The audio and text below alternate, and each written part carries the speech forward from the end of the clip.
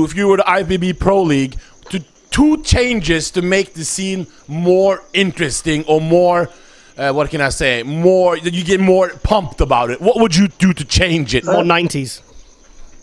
I would have, like I said, pulled in the guts years ago, you know, because I always talked about, even when I was competing, that if somebody had a bloated stomach, they would have marked them down, and they never did. Oh, well, they did for some people, but not others. And then they said the guts just got out of control and got bigger and bigger. They never pulled in. Whereas, remember, the women's bodybuilding, they got bigger and bigger. They told a lot of women to lose 20% of muscle. Some women did.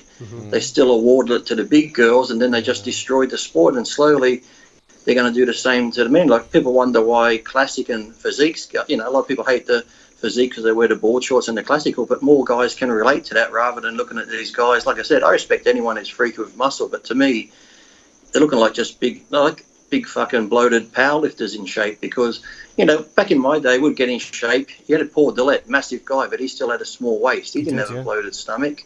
You know, they look like we looked probably a week or two after a show, because if anyone's ever dieted down, you get, you know, super dehydrated, you get super lean, you've got a small waist, but then after a show, you start eating a week later, you're still in great shape, you're still vascular, but your stomach's sticking way the fuck out. You still got abs, and pretty much whether they're just carbing up too much now and insulin and stuff like that. But the judges should have pulled it in a long time ago, and now they've started this classic division, which to me, that's what bodybuilding used to be, but now they've had to start a new division to try pull it back to what it was. And to me, if they don't rein in the open bodybuilding, I think classic and physique's going to take over in a couple of years' time. Wow.